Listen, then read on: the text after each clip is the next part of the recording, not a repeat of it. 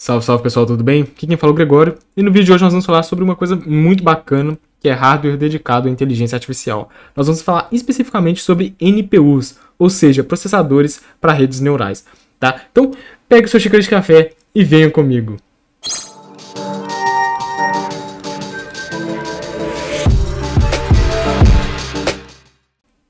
E antes de começar, novamente, eu quero lembrar vocês sobre o meu podcast. A gente está começando, mas já tem alguns episódios lá. E essa semana sai mais um episódio muito legal. Vamos falar sobre pedagogia, como pessoas fazendo pedagogia.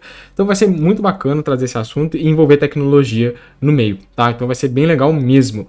E também quero lembrar a vocês de, claro, me seguir nas redes sociais, tá? Entre lá e entre em contato comigo também se você achar necessário, tirar alguma dúvida. Estou também disponível, tá certo? Então, vamos ao vídeo. Então, NPU é uma Neural Processor Unit, uma unidade de processamento neural, tá certo? E para que ela veio, para que ela existe? A gente tem alguns problemas que são muito claros hoje, né? Como acelerar o aprendizado de máquina através da computação e principalmente através do hardware, tá? Então, como a gente ensina uma máquina, como a máquina vai ver o nosso mundo e também como entregar isso via hardware. Então, há muito tempo que nós já estamos começando a lidar com esses problemas, e daí surgiram algumas formas de nós acelerarmos esses cálculos que são necessários e então aprimorar o aprendizado de máquina, tá certo? E as NPUs vêm exatamente para isso. Então, uma unidade de processamento neural é um circuito muito bem particionado que compreende todos os componentes que são necessários de lógica e também de aritmética para, por exemplo, fazer os algoritmos de aprendizado de máquina funcionarem com a melhor eficiência possível.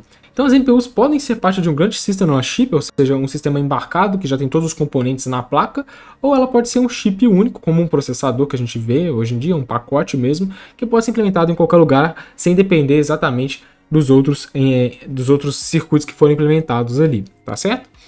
E para falar um pouco mais sobre essas NPUs, eu vou falar um pouco sobre os tipos de NPUs, e a gente tem que deixar bem claro aqui que os tipos de NPU variam basicamente sobre o que eles levam por base, se eles fazem treinamentos ou inferências, as estruturas de dados que eles suportam e também a implementação. Então a gente tem, por exemplo, TPUs, que são os Tensor Processing Unit, as IPUs, que são Intelligence Processing Unit, as EPUs, que são Vision Processing Unit, e também as NNPs, que são as Neural Network Processors, tá certo? Então, vamos falar primeiro da TPU. A TPU ela é interessante, que a TPU é o nosso mais conhecido, digamos assim. Por quê? Porque ele é da Google, tá? Então, os Tensor Processing Unit são circuitos integrados específicos de aplicativos ASIC, ou seja, de aplicativos feitos para um hardware específico, de um hardware que faz operações específicas desenvolvidos pela Google, tá? E usados principalmente para acelerar a carga de trabalho de aprendizado de máquina e principalmente projetados, galera, para fazer cálculos matriciais muito pesados, tá bom? E quando se recomenda o uso de TPUs? É bem interessante porque não é sempre que a gente usa TPUs. TPUs são usadas quando a gente tem modelos muito ricos de cálculos matriciais ou vetoriais, e eu quero lembrar vocês que matrizes são vetores de vetores, tá? Pensem nisso. E aí, quando não há operações personalizadas que vão ser alteradas, então são cálculos bem repetitivos, os modelos são treinados ao longo de semanas ou de meses, e também quando eles são muito grandes, né? A gente está trabalhando com modelos muito grandes, tá certo? E aqui a gente tem uma visão geral da arquitetura da TPU. A gente tem 4 unidades principais aqui, que é bom a gente deixar de destaque. Claro que todas são importantes, né? Mas eu falo essenciais que diferenciam mesmo, que é o Unified Buffer, que é o buffer local, que é a entrada de dados para o multiplicador ali. A multiplicadora, que é exatamente uma multiplicadora de matrizes, uma unidade multiplicadora de matrizes. Sim, isso existe e a Google planejou isso, que fazia até 64K por ciclo, e aí ela recebe também, além do buffer local, ela recebe uma fila de pesos, que vocês devem estar vendo ali, que é o Eighth FIFO. FIFO é exatamente First In, First Out, então uma fila First In, First Out, e aí embaixo a gente tem os acumuladores, que seriam a saída dos dados, tá? Então é tipo um cálculo de FMAA bem pesado, tá? Então é bem interessante e, assim, bem legal de se ver. E outro cara bem interessante que é exatamente a IPU. A IPU é o Intelligence Processing Unit, uma unidade de processamento de inteligência. O nome é maravilhoso, né? E é exatamente produzido pela Graphcore. Na verdade, não é produzido, ele é arquitetado pela Graphcore, ele é manufaturado pela TSMC em um processo de fabricação de 7 nanômetros, tá certo? E é diferente da maioria das outras, existe um SDK próprio, que foi feito em conjunto com a IPU, que eu acho que é um dos maiores destaques, que é exatamente o Poplar. O Poplar SDK é exatamente um kit de desenvolvimento projetado em conjunto com a IPU, porque a IPU ela é um hardware muito complexo, tá? Esse é um dos detalhes. Então, assim, eles implementaram já pensando que não vai funcionar sem esse SDK. Precisa dos dois funcionando ao mesmo tempo, porque o hardware tem uma determinada complexidade de se trabalhar. Não é algo simples. Bom, e diferente das CPUs e das GPUs, a IPU ela foi projetada para a gente fazer aprendizado de máquina, mas ela consegue tanto treinar, quanto também consegue fazer inferência, tá? E isso é bem interessante, porque é um destaque aí. A gente vai ver para frente que nem todas fazem exatamente esses dois cálculos sempre. E se a gente for olhar aí, a gente tem exatamente uma IPU chamada MK2-GC200, tá? E cada IPU MK2 tem 1472 núcleos, sim, tá, de processador, executando cerca de 9.000 threads de programas paralelos independentes, cara. Cada IPU possui um in-processor memory de 900 megabytes, cada core, cara. E aí, a gente tem um total de 250 teraflops de computação em FP16. Para isso aí ter mais sentido, eu recomendo assistir os dois vídeos que eu fiz aqui no canal. O primeiro é exatamente sobre teraflops, para você entender exatamente o que significa essa unidade de medida. Então tem um vídeo só sobre teraflops. O outro é exatamente FP16, que tem um vídeo sobre pontos flutuantes, tá certo? Então vai lá dar uma olhada nesses dois vídeos, que isso aqui vai ficar mais claro e você vai perceber o monstro que é esse processador. Então é um dos processadores mais poderosos existentes, tá? Tipo, um processador tem tudo isso aqui de performance, é muito alto. E se a gente for olhar aqui um pouco mais a fundo na arquitetura, a gente percebe que existe um negócio chamado EPU Tiles, que seriam tipo um azulejo, tá, de processadores. Cada um desses pontinhos vermelhos é um core, tá, é um núcleo, tá, e a gente totalizaria ali um total de 1216 cores nessa visão aqui, tá? Esse aqui não é o MK2, esse aqui é a versão anterior. E aí a gente percebe que tá vendo cada um desses tiles aí, azulzinhos, é exatamente a memória, tá? Nessa versão que era 300 MB, mas a gente viu que já sofreu um upgrade de 3 vezes para 900 MB.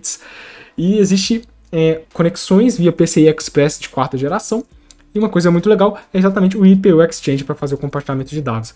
E cara, é sinistro, cara, é muito interessante. Lembra muito uma GPU, mas tem alguns diferenciais bem claros, tá? E eu já quero deixar claro que uma GPU também pode servir como uma unidade, tá? Que faz esse tipo de processamento, mas ela tem um detalhe muito grande, que é a parte do G, que é de Graphical. Então, GPUs geralmente têm outros cálculos que envolvem carregamento de texturas e também rasterização, coisa que a gente não encontra nessas unidades aqui, que realmente fazem um cálculo bruto mesmo de matrizes, por exemplo, tá? E o próximo camarada aqui é a VPU, que é a Vision Processing Unit, ou seja, a VPU ela é uma unidade de visão, tá? Isso faz mais sentido porque o termo visão ele se refere aí a propósito original do chip de VPU, que é exatamente acelerar aplicativo de visão, tá certo? VPUs estão um pouco em desuso, contudo a gente tem elas em muitos locais. É porque geralmente a gente não usa o termo VPU mais pelo tipo. É um termo um pouco defasado. Se você pesquisar VPU, você provavelmente vai encontrar conteúdo aí de 2013, até 2015, talvez 2016. Então é um termo um pouco ultrapassado, talvez, tá? Mas não deixa de ter um significado correto quando você usa o termo VPU, e não quer dizer que não existam chips hoje de VPU sendo produzidos, tá bom? E qual que é a ideia? Fornecer recursos de baixíssimo consumo de energia. A gente está falando abaixo de 1 watt, principalmente para embarcados, tá? Isso faz muito sentido quando a gente tem um smartphone, porque eu não sei se você sabe, mas 4, 5 watts já está muito quente na sua mão para você segurar um smartphone. 7 watts já está pelando, entendeu? Então é realmente muito quente. Então exatamente ficar abaixo desse 1 watt e conseguir fazer os cálculos ainda com bastante performance. Então essa é a estratégia da VPU, tá certo? E elas fazem principalmente inferência, elas não fazem treinamento, porque treinamento é pesado, treinamento não é fácil, tá? Se a gente for olhar ali as IPUs que a gente viu agora há pouco, elas fazem, por exemplo, cálculos de matrizes pesadíssimos, sabe? Vocês viram tanto de núcleo e o negócio é punk aqui, então assim, é um negócio mais leve, mais suave. E um dos representantes das VPUs é exatamente a Myriad, tá? Aqui a gente tem uma imagem da Myriad porque é legal, a Myriad é esse chipzinho ali do tamanho de uma moeda, mas você pode entregar essa VPU na forma de um array de VPUs. Então você pode pegar várias VPUs, como se fosse uma placa mesmo de vídeo, você vai colocar na PCI Express e elas vão fazer outros cálculos ali em conjunto. Então é bem interessante, é bem eficiente, tipo, você consegue colocar vários chips à medida da necessidade. Eles conseguem trabalhar em conjunto, tá? Então assim, a Myriad 2, especificamente, ela foi projetada como um coprocessador de 28 nanômetros, pense bem, é uma litografia até que alta, e entregava aí a performance abaixo de 1 watt, tá? Então assim, a parte dos seus subsistemas é legal destacar que eles eram controlados por software, porque é um negócio engraçado, que também essa VPU, ela também tinha aí uma API de alto nível, porque, pelo visto, esses tipos de hardware são bem complexos de se trabalhar na mão, igual a gente faz com CPUs convencionais, sabe? Não é fácil programar mesmo em assembly para esses caras. Então, geralmente, você trabalha com uma API de alto nível. Assim como é o CUDA da NVIDIA, OpenCL também. Então, tem esse negócio, sabe? São hardwares complexos de se implementar na mão e de fazer os comandos, digamos assim. Então, geralmente as empresas entregam uma API. O que é muito bom, porque você cria uma caixa preta e aí, se tiver algum problema, alguma falha na própria API, a empresa consegue corrigir e tudo mais. Então, essa camada de abstração de software é bem legal. E aí, tipo, VPU é um negócio legal. Porque agora, se a gente for olhar a arquitetura, a gente tem um treco diferente aqui. Que é o seguinte, a gente tem o que a gente chamaria aqui de Shave Processor, que é um processador de vetores, basicamente. Porque ele é um LIW, como a gente já viu também lá no vídeo sobre paralelismo, também tá na descrição. Nossa, já foram 3 vídeos aqui também. E qual que é a ideia dele? Ele faz cálculos de vetores. E para evitar muitos ciclos, a gente tem alguns cálculos bem complexos que são feitos em apenas um ciclo, como raiz quadrada. Porque sim, né, a gente poderia fazer raiz quadrada de outras formas, inclusive usando subtração, por exemplo. Mas esses caras aqui já fazem uma vez e já te entregam o resultado da raiz quadrada no vetor, dos vetores. Então, assim, é um negócio bem legal. E lembrando a vocês que eles fazem cálculos matriciais porque matrizes são vetores de vetores. Então, de alguma forma, esses caras também fazem cálculos matriciais. Mas aí é interessante simplesmente o fato de que isso aqui é tipo... Cara, você tem um cálculo de raiz quadrada aqui, cara. Tipo, nesse processadorzinho aqui, você faz um cálculo de raiz quadrada em cima do vetor. É um negócio bem zoado, mas é muito interessante, né? E o outro cara aqui, exatamente o NNM, que é o Neural Network Processor. Tá? O que ele faz? Ele é um processador de, como o nome já diz, né, de rede neural. Mas ele faz principalmente aí cargos de trabalho de inteligência artificial pesados e não. Por quê? Porque a gente tem basicamente 2 chips, tá? Qual que é a ideia? Quando a Intel comprou a Nervana, ela tinha um projeto de que era o NNPT, que ele fazia cálculos de treinamento, tá certo? E aí, só que esse NNPT, Neural Network Processor Training, ela faz aí cálculos de multiplicação de matriz de 32 por 32 de bifloats, tá? 16 a cada 32 ciclos. E assim, o negócio é que esse negócio esquenta bastante. E assim, ainda precisava de fazer os cálculos de inferência. Então a Intel pegou a base da Nervana, que era a empresa que ela comprou lá em 2016, e implementou o NNPI ela mesma. O NNPI faz exatamente cálculo de inferência. E ele é bem mais leve, ele lembra muito uma VPU. Tá? Então ele é focado só em fazer inferência. E aí eles conseguiram reduzir aí digamos, o TDP, né, o consumo energético. Tá? E esses caras, tanto é que a diferença deles é tão grande que o NNPT você usa ele através de uma PCI Express como barramento. E o NNPI você pode usar no barramento PCI Express também, mas de baixa latência, como o M2, por exemplo. Teoricamente, você poderia ter um chip NNPI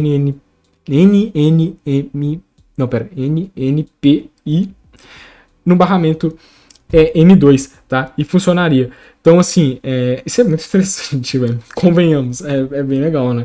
Então, assim, os caras, teoricamente, são 2 chips que, para você ter uma solução completa, eles têm que andar em conjunto, tá? Mas, de toda forma, são Neural Network Processors, tá?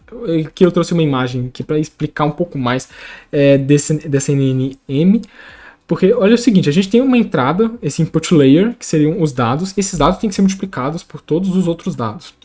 E aí, a gente tem o nosso resultado depois a partir dos parâmetros que nós passamos. Isso é um pouco complexo, e por isso, para facilitar, do lado tem a arquitetura. A arquitetura é bem mais fácil, porque pensa comigo, a gente tem um vetor B e um vetor A. E a gente precisa de multiplicar um pelo outro. Tá certo? E o que acontece? Então, para quem não sabe o que é um vetor, você imagina uma linha reta. E nessa linha a gente tem vários valores. E esses valores estão em caixinhas, tá? É basicamente isso. Como está aqui mostrando B0 e A0. Isso é um vetorzinho de 2 unidades, né? Então, qual que é a ideia? A gente pegar o vetor A na posição 0 e multiplicar pelo vetor B na posição 0. Então, a gente tem 1 no vetor A e 2 no vetor B, então o resultado vai ser 2. Só que a gente vai fazendo isso ao longo de todo o vetor e num vetor de 32 unidades, basicamente, tá? Então, na posição 0 do A, a gente multiplica com a posição 0 do B. Na posição 1 do A, multiplicamos com a posição 1 do B. E na posição 2, com a posição 2. 3 com 3 e assim por diante. No final, a gente vai ter a multiplicação de um vetor. Só que a gente tem que fazer isso para toda a matriz. Então, lembrando a vocês, uma matriz ela é um vetor de vetor. Então, a gente consegue fazer isso também para cálculos matriciais, tá? Então, assim, é bem interessante, né? Eu acho que o único que faz realmente o cálculo, os cálculos realmente matriciais puros mesmo, fazem realmente um cálculo de matriz, é a TPU mesmo, que ela pega uma matriz e multiplica por uma matriz. Aqui, no caso, realmente é uma multiplicação de vetores, né? E como uma matriz é uma matriz... Eu acho que eu faço pela terceira vez, desculpa aí, gente. Como uma matriz ela é um vetor de vetores, a gente consegue fazer essa operação e fazer um cálculo em toda a matriz, tá certo? E é isso, eu acho tipo, esses hardwares muito legais, eles têm propostas interessantíssimas. E assim, se você pensa que é algo muito distante, não é.